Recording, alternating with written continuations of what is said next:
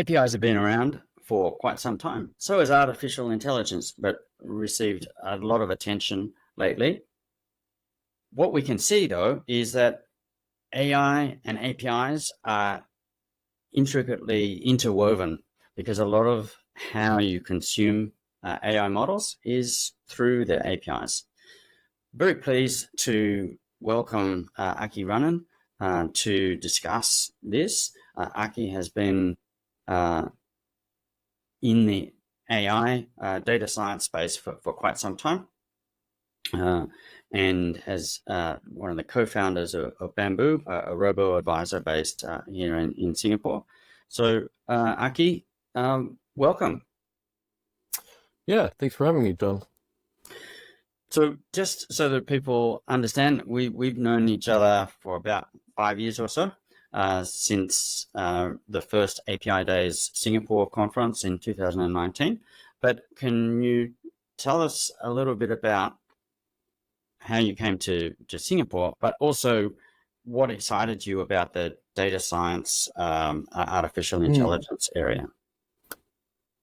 Yeah, so I actually started school in South Korea when I was 6 years old. So my father was a diplomat for a few decades, actually, and then transitioned from that line of work into, I guess you could say, like private consultancy around similar like import-export work in Southeast Asia. So most of my life, actually, my father has been living somewhere here, first in South Korea, then in Indonesia. I was there for a couple of years as well when I was growing up. And then he moved to Vietnam and eventually settled in Malaysia for 20 years. So to some degree, I sort of have been back and forth between Asia and my birthplace of Finland my entire life. But I did do my studies in Finland, which made a lot of sense because it's free and pretty good quality. And, I was a computer science geek pretty much from early childhood, mostly computer games initially. And then I just had this idea that like I want to work with computers for my career. And so went to the Technical University, which is now Aalto University in Finland.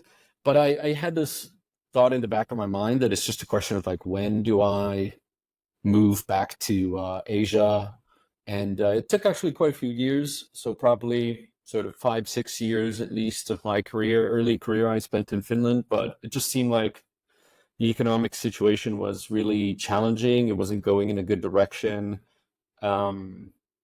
Whereas in, Southeast Asia, things were really booming. So it just seemed like, well, if I'm going to sort of invest my career, might as well be in a place where there's like lots going on.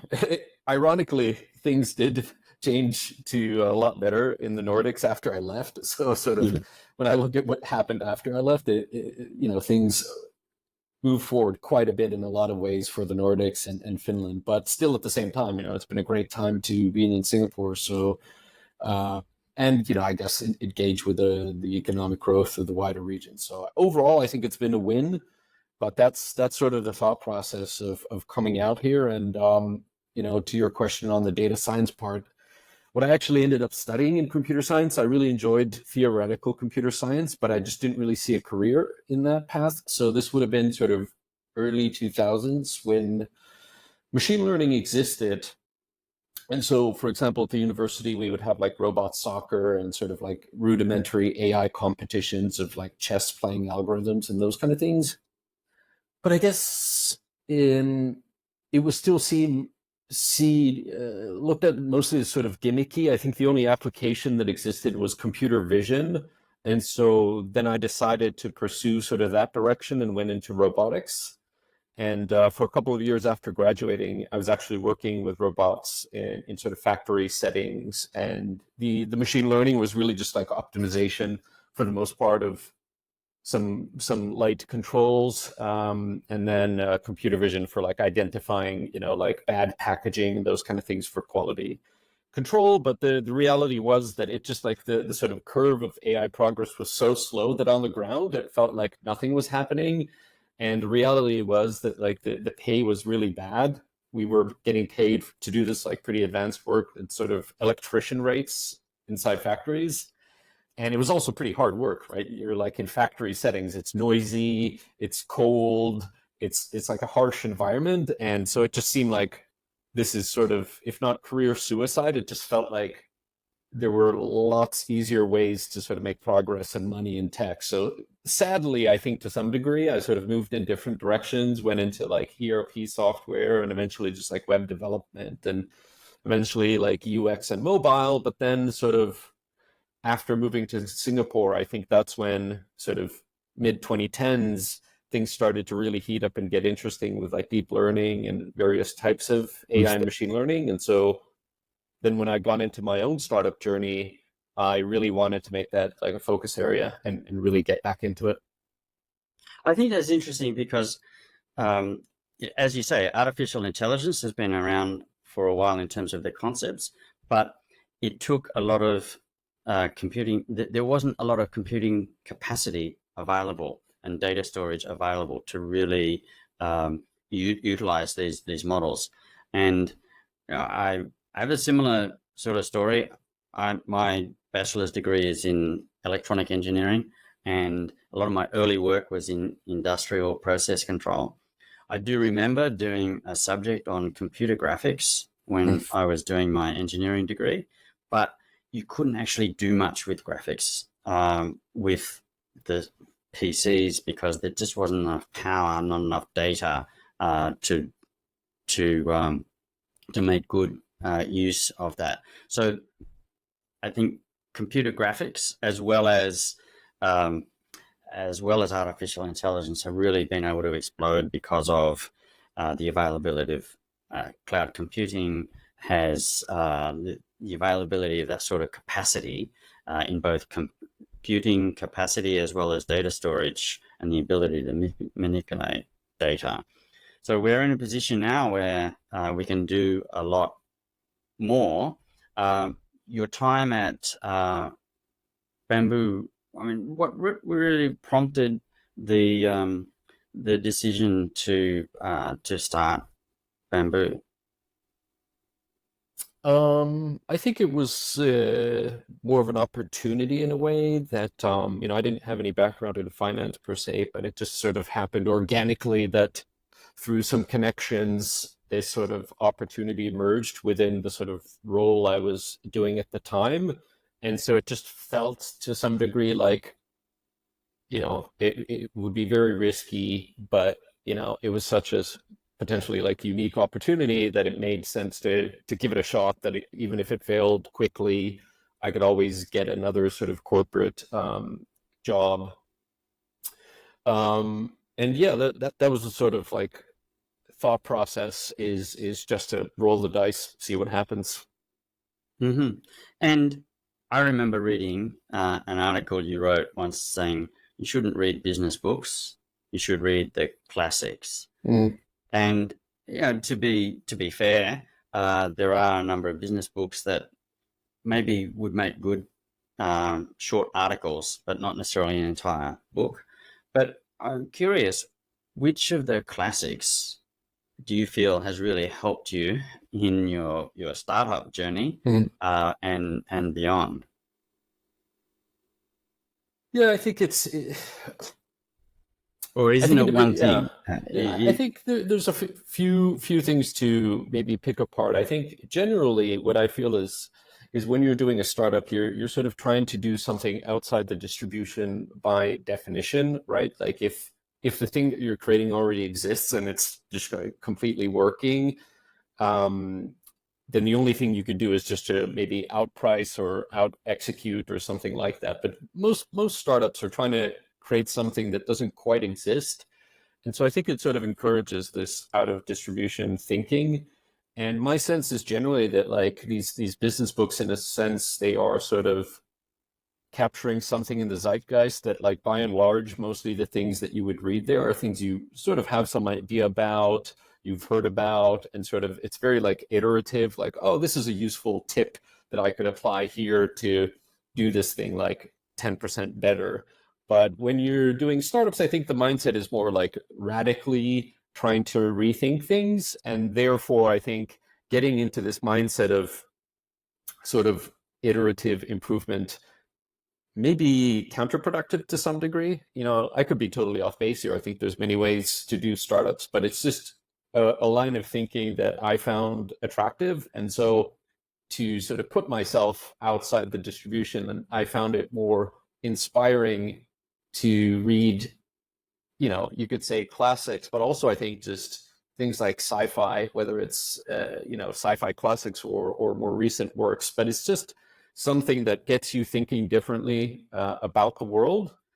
And then I think also on a personal level, I think it's just, if there are books that have stood the test of time, that they're popular after decades, centuries, or in some cases even like millennia, I think that says something, that like those are really the timeless things that everybody should know.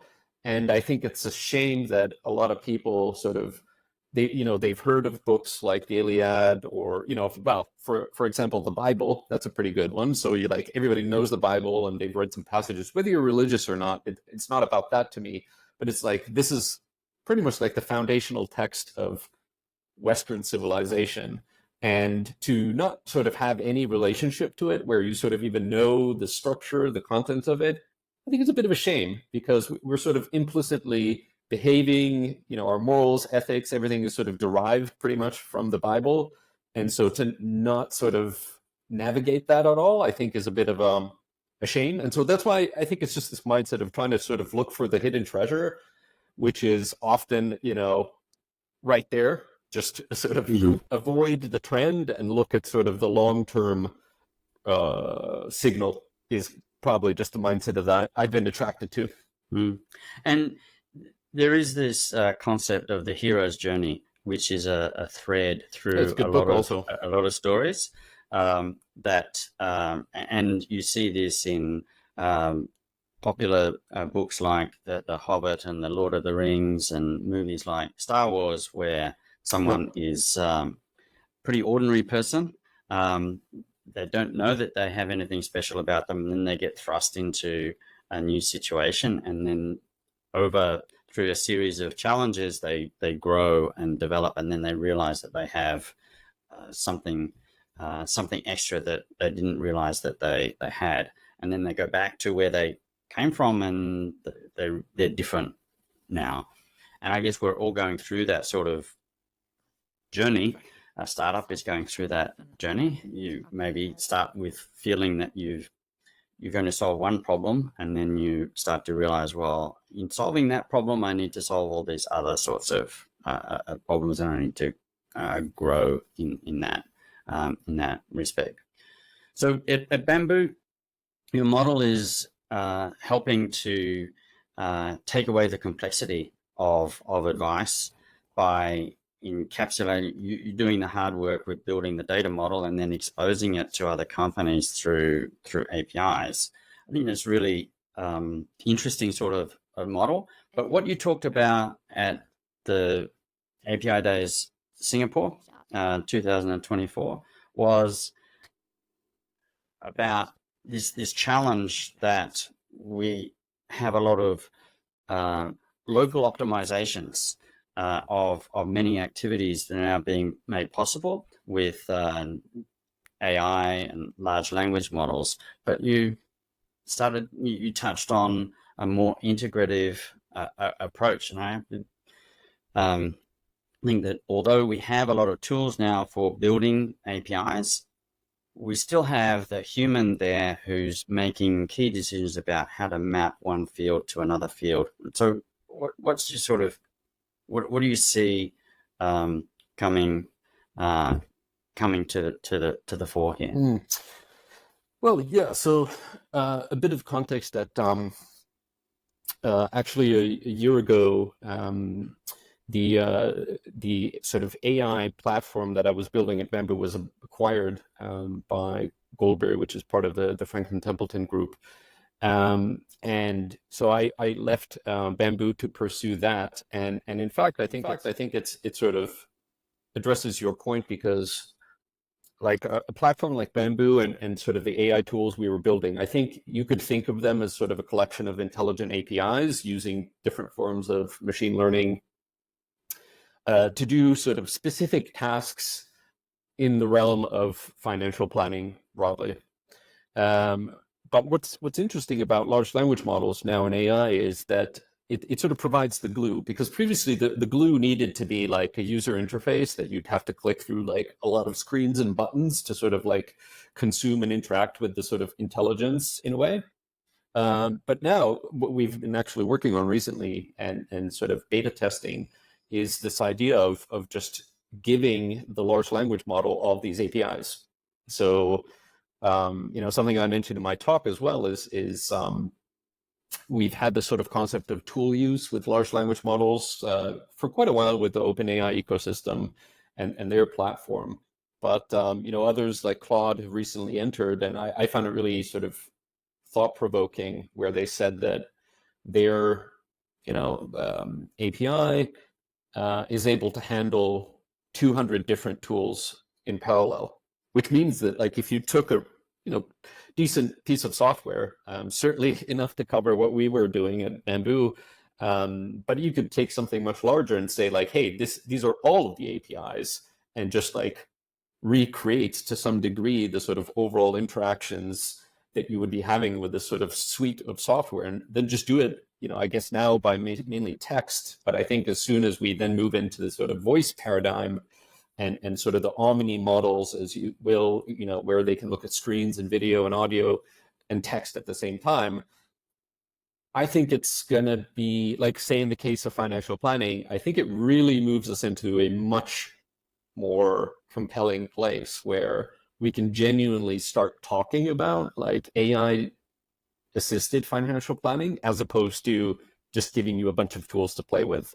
And that probably applies across a lot of industries, and I feel is just like around the corner, and potentially say this is that year where we start moving from sort of just like small little chatbots to much more sort of embodied AI systems that have like a large body of sort of tools and automation under the hood, which makes them much more sort of feature rich than just your basic Q&A.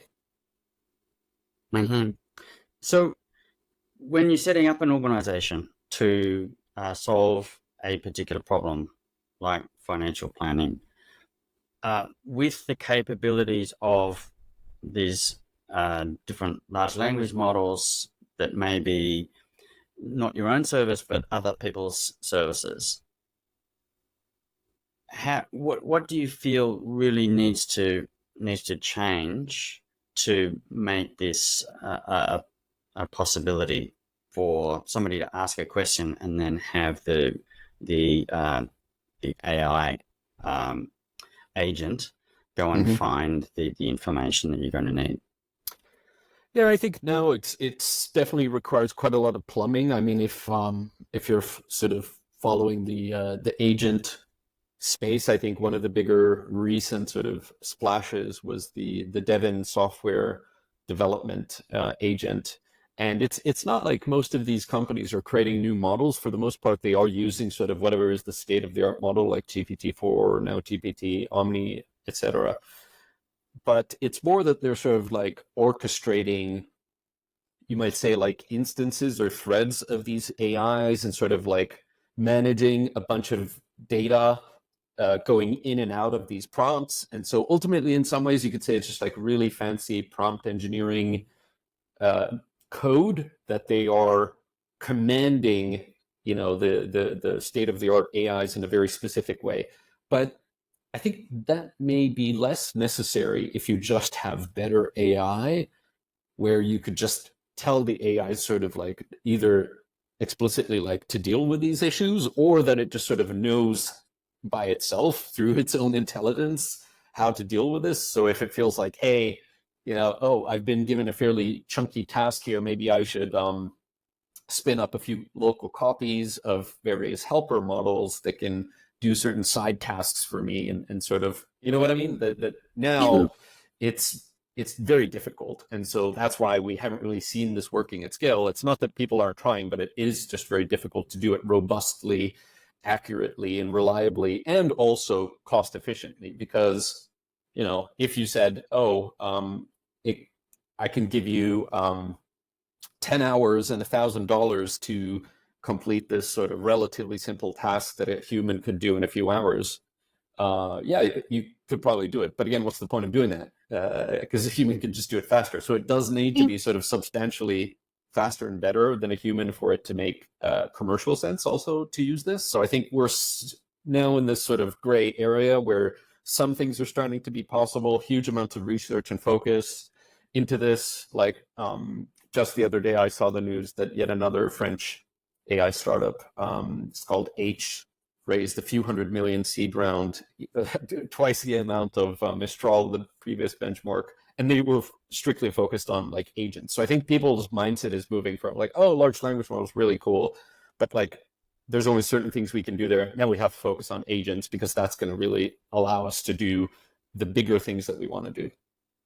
So since the explosion of the World Wide Web during the tech boom, discoverability has been a huge goal. Even today, can Google find us is a big challenge for anyone who has a web presence. Now, if we're providing a product or some data that's available through an API, well, we have the same sort of challenge. And API documentation has been a challenge for some time.